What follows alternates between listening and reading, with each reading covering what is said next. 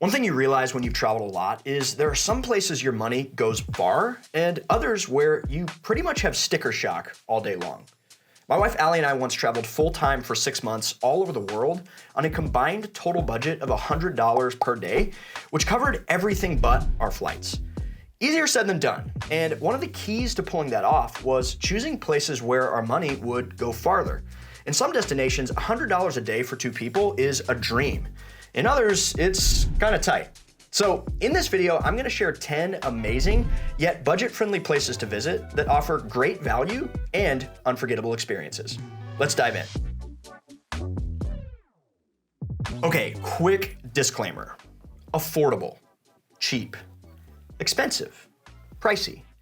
These are relative terms, right? They mean different things to different people, depending on your income, depending on where you live. You can travel reasonably inexpensively anywhere if you know how and possibly if you're willing to make some sacrifices. Likewise, although the places that I'm about to mention are what I as a US citizen would consider reasonably affordable, you can easily spend your way into an expensive vacation in any of them. Trust me, they will take your money. What this is a list of 10 trips that we have taken that we loved, and we came home relatively financially unscathed. You might be surprised by my final recommendation. Let's kick things off with one of my all-time favorite destinations in the entire world, Thailand. There's so many amazing places to visit in the land of smiles, and the 30 days that we spent there were not nearly enough. We stayed well under our $100 per day budget our entire time in Thailand, pretty much. I was surprised, honestly, by how much we loved Phuket. We're not big beach people, but we loved it. We really liked Phuket's old town, visiting Monkey Hill, and we did take a day to go visit several different beaches. Our favorite, though, was taking a boat ride out to the Phi Phi Islands. If you're a big beach person, you should also look into places like Krabi and Koh Samui. Of course, you can't miss Bangkok. It's likely you'll transit there, but make sure you at least spend a day or two to go explore. We loved going to see a Muay Thai fight and grabbing rooftop drinks with a view. Our favorite place in Thailand by far, and honestly, it's where we set up a little bit of a home base for a couple weeks, is Chiang Mai. Chiang Mai is in the northern part of Thailand, and the first thing that you'll notice is it's not as scorching hot as Bangkok or some of the other spots further south. Chiang Mai is such an amazing place. We weren't even trying to travel cheaply here, and our daily budget tended to average $50 to $60. We could have spent way less, okay? This was eating out for every meal, staying in a nice house within the city walls, getting coffee at the coffee shop next door, getting multiple Thai massages, all of it. We barely had to try. The best part, in my opinion, was being able to eat arguably some of the best food we've ever had in our lives for between 1 and 2 USD per meal. Allie could eat khao soi every day for the rest of her life, I think. I love Chiang Mai because there's so much to do. The night markets, we took a Thai cooking class, visited the nearby sticky waterfalls, and we took a day trip out to the Elephant Nature Park. Highly encourage you to consider Thailand. Next up, one of my all-time favorite places in Europe, and if you're a nature lover, it's a can't miss. Just a stone's throw from more popular destinations like Italy, Croatia, Austria, Slovenia is a small country, roughly the size of the state of New Jersey, but it offers a diverse array of experiences at a terrific price. Now, if you've never been, in my opinion, you've got to visit the iconic Lake Bled. It's like a fairy tale. And if you talk to any Slovenian, they'll tell you, listen man, it's so touristy here, skip Bled, go to Lake Bohinj. And they might be right. But I still think it's worth it to see Lake Bled. Personally, I loved running the perimeter of the lake early in the morning and renting a boat to paddle out to the little island. Make sure to head to the nearby Vintger Gorge for a hike. In addition to lakes, Slovenia has amazing mountains. These are the Julian Alps. Amazing vineyards, amazing nature. Get this, Slovenia has more beekeepers per capita than any country in the world. And so when you're there, be sure to sample some locally produced honey. We went to this honey shop called Honey House while we were in Ljubljana, and they had all kinds of goodies for us to try. I think Ljubljana is awesome. It's extremely walkable, and the old town is so cute. One of our favorite things about Ljubljana was the accommodations. We stayed in 2 different places in Ljubljana, and it was quite a range. They could not have been more different. There's this place called Hostel Celica, which is really unique. It's a former military prison that's been transformed into a hostel, and each of the private rooms are actually in old cells. And then we also used IHG points to stay in the Intercontinental for our final night. You can spend a lot of money in Slovenia, just like anywhere else, but it's quite affordable. Next up is a place I had never really planned to visit, but now that I've been, I cannot wait to go back. Poland. Stretching from spirited Baltic Sea towns like Gdansk to the picturesque Tatra Mountains, with plenty of amazing things in between, Poland is a goldmine of experiences without the hefty price tag. In places like Wrocław, you'll discover colorful market squares and unique attractions, each telling the story of Poland's rich cultural tapestry. I was blown away by how much I loved Krakow. The city itself is beautiful. The old town has a well-preserved medieval core, great architecture, and a vibrant market square. The city is also home to profound historical significance. I think it's well worth a visit to the Schindler Factory and Museum, and Krakow is only about an hour from the Auschwitz concentration camp, which, if you're up for it, I think would be very important to make a visit. Poland's food scene is amazing. The portions are huge, and the prices are remarkably low. Some dishes that we loved were bigos, which is a hearty meat and cabbage stew, crispy potato pancakes, and of course, you cannot forget pierogi.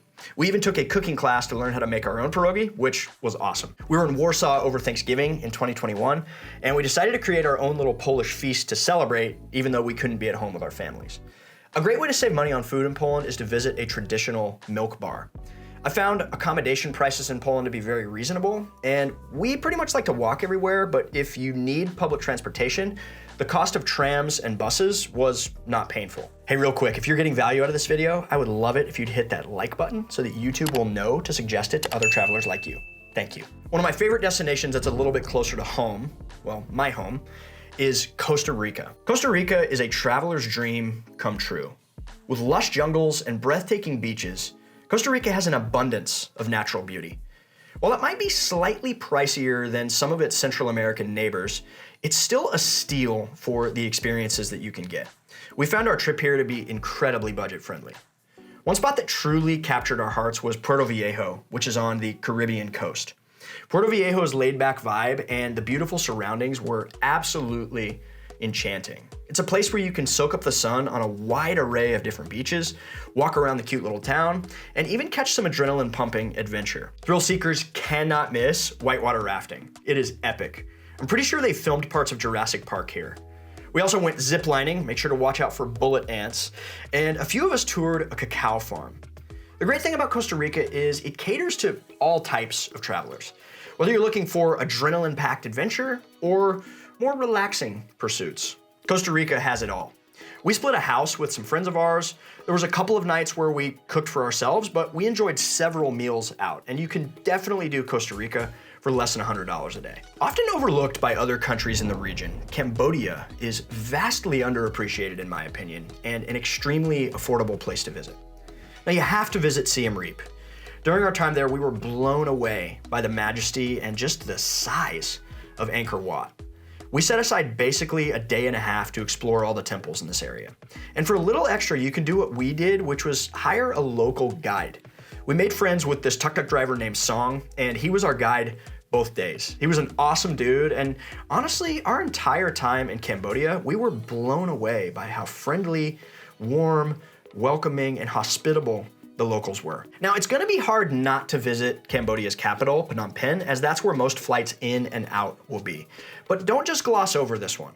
While you're there, you should definitely take at least a day to learn more about Cambodia's history. In the not too distant past, the 1970s, Cambodia went through a brutal genocide at the hands of the Khmer Rouge, and it wiped out somewhere between 1.5 and 3 million people. A couple of helpful notes for your time in Cambodia. Cambodia actually uses the US dollar. As a result of the Khmer Rouge, Cambodia's monetary system collapsed. And so it's likely that you pay for things in US dollars, but you'll get your change in Cambodian reals. But that change is gonna be in the millions. All in all, Cambodia is a lovely place to visit. I think it's incredibly underrated. And if you're in Southeast Asia, I definitely think it's worth it. Pound for pound, you can get great bang for your buck in Greece, even in a crowded city like Athens. And here's why. Athens is extremely accessible. It is not hard to find an affordable flight to Athens. Many, not all, but many of the major sites are free to see or very cheap to enter. And if you buy a multi-day pass, you can get access to all of them for one pretty reasonable price. Can touristy places still charge touristy prices to tourists and get away with it because tourists don't know any better? Absolutely. But you can still find incredibly uncrowded parts of these cities and eat authentic local food at amazing prices, do amazing things at amazing prices. Speaking of food, pound for pound, the food in Greece is affordable and delicious. Souvlaki, souvlaki, souvlaki, souvlaki. If you're a meat and rice kind of person, which I very much am, you will also be in heaven because the grilled meat in Greece is just incredible. We were more than able to get by on $100 a day as a couple for all of our expenses in Greece. Now, the islands and places like Santorini are gonna be more expensive, but they can still be done on a budget. Your dollar is gonna go farther elsewhere, but it can be done. Just remember, you may not be able to stay at the most luxurious accommodations. Don't sleep on Greece. Next up, the Philippines. An archipelago nation of over 7,000 islands offers a unique blend of breathtaking natural beauty and incredible affordability. For beach lovers and scuba divers, it's an absolute paradise. While Manila, the bustling capital, serves as the usual gateway for international travelers, it's the islands that really capture the essence of the Philippines. The views in El Nido were unforgettable. The town is known for its stunning limestone cliffs and crystal clear waters. We're normally not big hostel people. You have now seen the 2 hostels that we've stayed at. But here in El Nido, we've stayed at Spin Hostel. Not only did we love the accommodations, we did a private room, but we made great friends. We also loved renting a scooter for a couple of days to explore the island. We had entire beaches to ourselves. I highly recommend taking at least one island hopping tour. I got some of my favorite drone shots ever that day, which you're looking at now. There's so many other places we planned to visit, but due to COVID and some bad weather, we didn't get to. So some other places you should definitely check out: Siargao, Cebu, and Bohol. The Philippines is not only visual stunning, but also incredibly budget friendly. It's an ideal destination for budget travelers, and it was easy for us to stay under our budget there. Some of the places on this list are entire countries, but some are specific regions of countries. The next place I want to mention is part of a country that's been really rising in popularity the last few years: Croatia. Parts of Croatia are really expensive. I'm looking at you, Dalmatian coast. But other parts are way less touristy and significantly less expensive. We spent an entire month in Croatia in 2021. We explored so much, and although we enjoyed the coast, we really fell in love with Croatia's interior and its Istrian peninsula. I've already waxed poetic in other videos about Croatia's capital city, Zagreb. And, I think I'll do it again. A lot of people skip Zagreb. Several of you commented on that other video I made and said, Zagreb is lame. You know what? I love Zagreb. Zagreb is such a break from the tourist trope. It's a real city. I felt like, okay, there's more than just tourism here. In terms of the city and the architecture, Zagreb blends that sort of Austro-Hungarian grandeur with a distinct Slavic feel. Zagreb is also a really great value. The food scene here is great. Couple highlights: Tkalčićeva Street, so many great food stops there, and then our all-time favorite, Heritage Croatia. It's this incredible little shop that specializes in local artisan food from makers all over Croatia. And then another place we really loved is the Museum of Broken Relationships. Honestly, it's the most unique museum I've ever been to. A couple of hours down the road is a great spot for any nature lovers watching: Plitvice Lakes National Park. This place is nothing short of an outdoor enthusiast's dream. It's a UNESCO World Heritage Site where 16 terraced lakes are joined by waterfalls that cascade down rock formations, creating just a stunning visual spectacle. Walking through Plitvice is like stepping into a real-life postcard. The park's paths and boardwalks take you in and through lush greenery and alongside the clear turquoise waters of the lakes. We visited in the fall and the colors were explosive. Finally, you have to visit Istria. Croatia's Istrian Peninsula is kind of like a little slice of Italy, but without the huge crowds. It's got rolling hills, charming hilltop towns, vineyards, olive groves, and of course, the beautiful Adriatic coast. The towns in Istria are picturesque and full of history. Big fan of Rovine, which almost feels like a smaller, more relaxed version of Venice. Pula, with its Roman amphitheater, and we also loved staying in hill towns like Moltovun. We stayed in the cutest Airbnb there and even went truffle hunting with a member of the family. One of the highlights of Istria is its culinary scene. If you can avoid eating truffles at every meal, which is a specialty there, it's actually quite affordable. Can you tell that I like Croatia? Honestly, I cannot wait to go back. Hungary is a treasure trove of experiences for the budget-conscious traveler, offering a blend of magnificent architecture and vibrant culture at a fraction of the cost of some of its Western European counterparts. In Budapest, the grandeur of the Hungarian Parliament building is a sight to behold.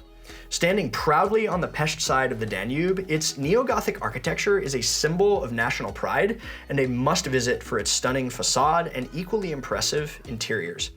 Traversing Budapest is very easy and affordable thanks to its great public transport system. If you're going to be there long enough, I would opt for the 72-hour pass for unlimited access to metros, buses, and trams, which makes sightseeing both convenient and cost-effective. And make sure you dive into the city's unique ambiance by visiting District 7, the Jewish Quarter, which is home to the famous ruin pubs. These are once abandoned buildings that have been transformed into lively bars and eateries where you can enjoy a drink and mingle with other people without spending too much. A quintessential Budapest experience is a visit to the thermal baths, a tradition dating back to Roman times. There's so many to visit, but the most famous are the Széchenyi baths, Europe's largest medicinal bath, which offers a variety of pools with different temperatures and settings. Learn from my experience to save money, bring your own towel. Outside Budapest, Hungary continues to charm with its affordability. Visit places like Eger for its historical castle and renowned wine cellars, or relax by Lake Balaton, Central Europe's largest lake. These regions highlight Hungary's natural beauty and historical richness, offering a tranquil escape from the hustle and bustle of urban life. We cannot wait to go back to Hungary. Last on our list might surprise you a bit, because for our American viewers, it's right here at home. And for our non-American viewers, be sure to add this one to your list. I talk to so many people when they're planning their big first time to America trip, all they've got is New York and LA. Don't sleep on this one, the Grand Circle Road Trip. This road trip is a remarkable journey that showcases some of the most iconic and breathtaking landscapes in the United States. And it's really affordable. So the pandemic changed everyone's travel plans, right? And this is a trip that Allie and I took in 2020 while we were trying to scratch the travel itch without being able to take some crazy international trip. Here's a map of how we did it. We flew into Phoenix and we rented a car and then we made our way to the Grand Canyon. Of course, we stopped for some delicious burritos in Flagstaff along the way. We spent 2 days in the Grand Canyon. We caught sunrises and sunsets and we hiked several trails. Next was the longest stretch of driving from the Grand Canyon to Moab.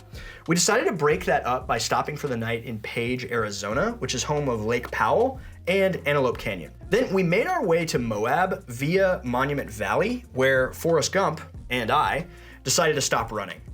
Then we spent a couple of days in Moab where you really get a 2-for-1. First, Arches National Park, which is filled with natural sandstone arches like the iconic Delicate Arch, and then Canyonlands National Park, with vast canyons and mesas. Next was Capitol Reef National Park, which was kind of a hidden gem on our route.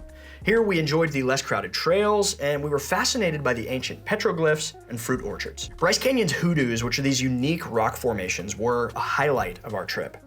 The Bryce Amphitheater's sprawling array of red, orange, and white spires was an incredible sight, especially at sunset. We really appreciated how in it you can be, kind of like Pleat Vise. And then we saved the best for last. Our final stop was in Zion National Park. Even the drive in was breathtaking. If you're a serious hiker, I would consider hiking the Narrows. We also hiked Angel's Landing, and on our last day with only a couple of hours to spare, we rented some cheap bikes and rode around the park. Then we took a quick drive to Vegas and flew home. We ate very cheaply on this trip. We tried to picnic as much as possible, and we stayed in local guest houses and B&Bs. If you're doing a trip like this, I recommend checking out Hotel Tonight, which makes it easy to find discounted accommodations day of. I really hope you enjoyed this video. If you're interested in more info on any of these places, I've linked several individual videos below. And if you're wondering what to pack for an upcoming trip, check out this video. Thank you so much for watching. Happy travels.